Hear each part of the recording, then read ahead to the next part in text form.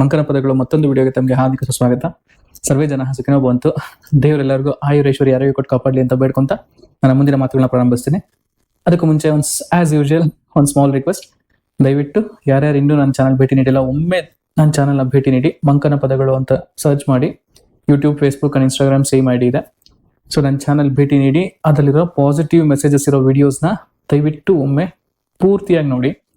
I am dam sure, I am definitely guarantee ಕೊಡ್ತೀನಿ ನಿಮಗೆ, ನಿಮ್ಮ ಆಲೋಚನೆಗಳು ಮತ್ತೆ ನಿಮ್ಮ ಲೈಫಲ್ಲಿ ಏನಾದರೂ ಒಂದು ಸಣ್ಣ ಬದಲಾವಣೆ ತಂದೆ ತರುತ್ತೆ ಅಂತ. ಸೊ ಒಮ್ಮೆ ಆ ವಿಡಿಯೋಸ್ನ ನೋಡಿ, ಆಮೇಲೆ ಇಷ್ಟ ಆದರೆ ದಯವಿಟ್ಟು ನಿಮ್ಮ ಫ್ರೆಂಡ್ಸ್ ರಿಲೇಟಿವ್ಸ್ಗೂ ಕೂಡ ಫಾರ್ವರ್ಡ್ ಮಾಡಿ ಅಂತ ಕೇಳ್ಕೊತೀನಿ.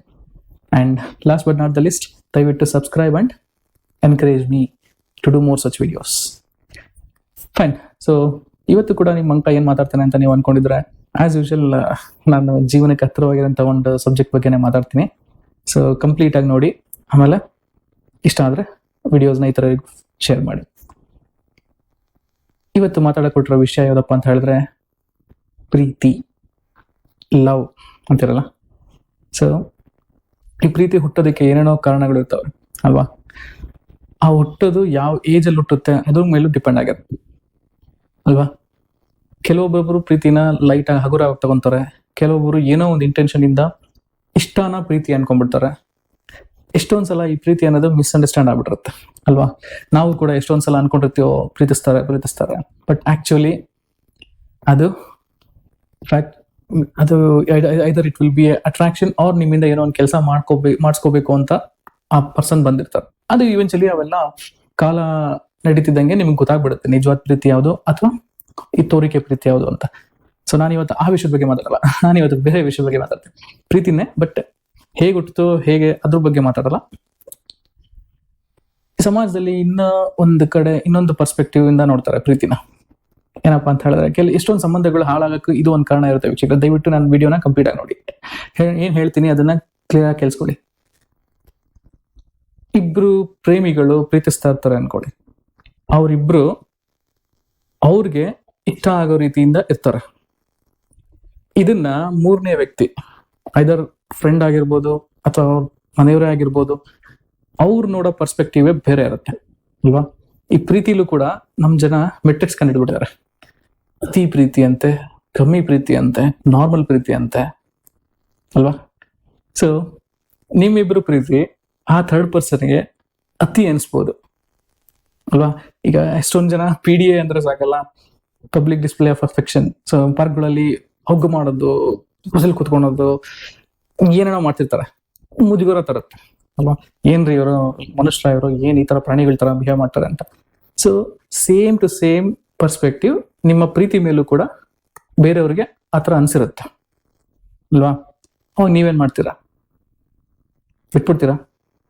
ಅಯ್ಯ ಅವ್ನೇನೋ ಅನ್ಕೊಂತಾರಪ್ಪ, ಅವ್ರೇನೋ ಅನ್ಕೊಂತಾರಪ್ಪ, ಈಗ ಯಾಕೋ ಜಾಸ್ತಿ ಆಯ್ತು ಅಂತ ನೀವು ಬಿಡ್ತೀರಾ? ಹೇಗೆ? ಸೊ ವೆರಿ ಕಾಂಪ್ಲಿಕೇಟೆಡ್ ಕ್ವಶನ್ ಅಲ್ಲ. ನೀವು ಪ್ರೀತಿ ಮಾಡ್ತಾ ಇರೋದು ನಿಮಗೋಸ್ಕರನ ಅಥವಾ ಬೇರೆಯವ್ರನ್ನ ಮೆಚ್ಚೋದಿಕ್ಕ?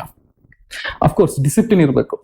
ನಾನು ಹೇಳ್ದಂಗೆ PDAs ಇದೆಯಲ್ಲ, ಇವೆಲ್ಲ ನೀವು ಪ್ರೈವೇಟ್ ಅಲ್ಲಿ ಇಟ್ಕೊಳ್ಳಿ. ಬಟ್ ಪ್ರೀತಿ ತೋರ್ಸೋದು, ಫಾರ್ ಎಕ್ಸಾಂಪಲ್ ನೀವು ಹೊರಗಡೆ ಹೋಗ್ತಿರ್ತೀರಾ, ಏನೋ ಮರ್ತಿರ್ತೀರಾ, ಪ್ರೀತಿಯಿಂದ ಬಂದು ತಂದ್ಕೊಡೋದು, ಅಥವಾ ಶೂ ಲೇಸ್ ಬಿಚ್ಚಿದ್ರು ಕೂಡ ಪ್ರೀತಿಯಿಂದ ಬಗ್ಗೆ ಶೂ ಲೇಸ್ ಕಟ್ಟೋದು ನಿಮ್ ವೈಫ್, ಅಥವಾ ನೀವು ಏನೋ ವರ್ಕ್ ಮಾಡ್ತಿರ್ತೀರಾ, ಪ್ರೀತಿಯಿಂದ ಬಂದು ಅವರು ತುತ್ತು ತಿನ್ಸೋದು, ಏನೋ ಒಂದು ಇಂಪಾರ್ಟೆಂಟ್ ಇಷ್ಟವಾದ ತಿಂಡಿ ಮಾಡ್ಕೊಂಡ್ಬಂದು ಬಾಯಿಗೆ ಇಡೋದು, ಇವೆಲ್ಲ ಏನು ಅಸಭ್ಯ ಅಲ್ಲ ನನ್ನ ಪ್ರಕಾರ. ಬಟ್ ಇದು ಕೆಲವರಿಗೆ ಅತಿಯಾದ ಪ್ರೀತಿ, ಅಥವಾ ಏನ್ ಹಿಂಗ ಆಡ್ತಾರೆ ಇವರು ಅಂತ ಅನ್ಸಿರ್ಬೋದಲ್ಲ. ಸೊ ಅವ್ರಂಗ ಅನ್ಕೋತಾರೆ ಅನ್ಬಿಟ್ಟು ನೀವು ನಿಮ್ಮ ಪ್ರೀತಿನ ಅಥವಾ ಅದು ಹೋಗ್ತಾ ಇರೋ ಆ ಪೇಸ್ ಅಂತಾರಲ್ಲ, ಅದರಲ್ಲಿ ಏನಾದ್ರು ನೀವು ಬದಲಾವಣೆ ಮಾಡಕ್ ಹೊಡ್ತೀರಾ? ಆತರ ನೀವು ಬದಲಾವಣೆ ಮಾಡಕ್ ಹೋದ್ರೆ ನಿಮ್ಮಷ್ಟು ಮೂರ್ಖರು ಇನ್ಯಾರು ಇಲ್ಲ ಅಂತ. ಯಾಕೆ ಗೊತ್ತಾ? ಈ ನೀವು ಬೇರೆಯವ್ರನ್ನ ಮೆಚ್ಚೋದಿಕ್ ಹೋಗಿ ನೀವು ನಾಟಕ ಆಡಕ್ ಹೋಗ್ತಿರಲ್ಲ, ಅದರಿಂದ ನಿಮ್ಮಿಬ್ರು ಮಧ್ಯೆ ಇರೋ ಪ್ರೀತಿನ ನೀವು ಸ್ಲೋಲಿ ಕಳ್ಕೊಂತೀರಾ. Think carefully. ನಾನು ಈಗ ಹೇಳಿದ ಲೈನ್ ಇದೆಯಲ್ಲ, ಇಟ್ ಈಸ್ ವೆರಿ ಇಂಪಾರ್ಟೆಂಟ್. ನಿಮ್ ಇಬ್ರು ಪ್ರೀತಿಲಿರೋ ಪೇಸ್ನ ಬೇರೆಯವ್ರು ಯಾರೋ ನಿಮ್ಮನ್ನ ಕಮೆಂಟ್ ಮಾಡ್ತಾರೆ ಅಥವಾ ಬೇರೆ ಯಾರೋ ನಿಮ್ಮನ್ನ ದೂಷಿಸ್ತಾರೆ ಅನ್ನೋ ಕಾರಣಕ್ಕೆ ಅದರಲ್ಲಿ ಏನಾದ್ರು ವೇಗದಲ್ಲಿ ಬದಲಾವಣೆ ಮಾಡಕ್ ಹೋದ್ರೆ ಈ ಬುಲೆಟ್ ಟ್ರೈನ್ ನೀವು 90ಲೇ ಹೋಗ್ಬೇಕದು. 121 ಅದು ಕಡಿಮೆ ಹೋದ್ರೆ ಹೆಂಗ್ ಅನ್ಸುತ್ತೆ ಅಲ್ವಾ? ಆ ತರ ಆಗ್ಬಿಡ್ತೀರ ಆಮೇಲೆ. ಸೊ ಇಬ್ರಲ್ಲಿ ಒಬ್ರು ನೀವು ಕಳ್ಕೊಳೋ ಚಾನ್ಸಸ್ ತುಂಬಾ ಇರುತ್ತೆ. ಸೊ ಅದಕ್ಕೆ ಹೇಳಿದ್ ನಾನು, ಪ್ರೀತಿ ಅನ್ನೋದು ಆ ಇಬ್ರು ಮ್ಯೂಚುವಲಿ ಇನ್ವಾಲ್ವ್ ಆಗಿರ್ತಾರಲ್ಲ ಅವ್ರಿಗೆ ಮಾತ್ರ ಸಂಬಂಧಪಟ್ಟಿದ್ದೆ ಹೊರತು ಬೇರೆಯವರ ಅನಿಸಿಕೆಗಳು, ಬೇರೆಯವರ ಪರ್ಸ್ಪೆಕ್ಟಿವ್ಸ್, ಬೇರೆಯವರ ಕಮೆಂಟ್ಸ್ ಇಂಪ್ಯಾಕ್ಟ್ ಆಗಬಾರ್ದು ಅಲ್ವಾ? ಎಷ್ಟೋ ಸಂಬಂಧಗಳು ಈ ಬೇರೆಯವ್ರ ಮೂಗ್ ತೋರ್ಸೋದ್ರಿಂದ ಅಥವಾ ಬೇರೆಯವ್ರು ಅದರಲ್ಲಿ ಇನ್ವಾಲ್ವ್ ಆಗೋದ್ರಿಂದ ಹಾಳಾಗ್ತವೆ. ಕೆಲವರು ಇಂಟೆನ್ಷನಲ್ಲಿ ಬರ್ತಾರೆ, ನೀವಿಬ್ರು ಪ್ರೀತಿ ನೋಡ್ರಿ, ಅವ್ರಿಗೇನೋ ಇಷ್ಟ ಆಗಿರುತ್ತೆ, ಜಲಸಿಗೂ ಮಾಡ್ತಾರೆ ಆಯ್ತಾ? ಸೊ ನೀವು ಮೂರನೇ ಪರ್ಸನ್ ಏನೋ ಅನ್ಕೊಂತಾರೆ, ಥರ್ಡ್ ಪರ್ಸನ್ ಏನೋ ಮಾಡ್ತಾರೆ ಅನ್ಬಿಟ್ಟು ನಿಮ್ ಪ್ರೀತಿಲಿರೋ ಆ ಒಂದು ವೇಗನ ನೀವು ಕಡಿಮೆ ಅಥವಾ ಜಾಸ್ತಿ ಮಾಡಕ್ ಹೋದ್ರೆ ಕಳ್ಕೊಂತೀರ. ಅದು ಯಾವ ರೀತಿಲಿ ಹುಟ್ಟದಾಗಿಂದ ಹೆಂಗಿರುತ್ತೋ ಪ್ರೀತಿ, ನಿಮ್ಗೆ ಹುಟ್ಟಿ ನೀವು ಜೊತೆ ಆಗಿರ್ತೀರಲ್ಲ ಅವಾಗ ಹೇಗೆ ಪೇಸ್ ಇರುತ್ತೋ ಅದೇ ಪೇಸ್ನ ಮೇಂಟೈನ್ ಮಾಡಿ. ಅಫ್ಕೋರ್ಸ್ ಕಷ್ಟ ಸುಖ ಸಂದರ್ಭಗಳು ಬಂದಾಗ ಅದ್ರ ತಕ್ಕನಾಗಿರಿ, ಬಟ್ ಜೊತೆ ಬಿಡಬೇಡಿ. ಮತ್ತೆ ಆ ಪ್ರೀತಿಯ ಇಂಟೆನ್ಸಿಟಿನ ಕಡಿಮೆ ಮಾಡ್ಕೋಬೇಡಿ. This is very important.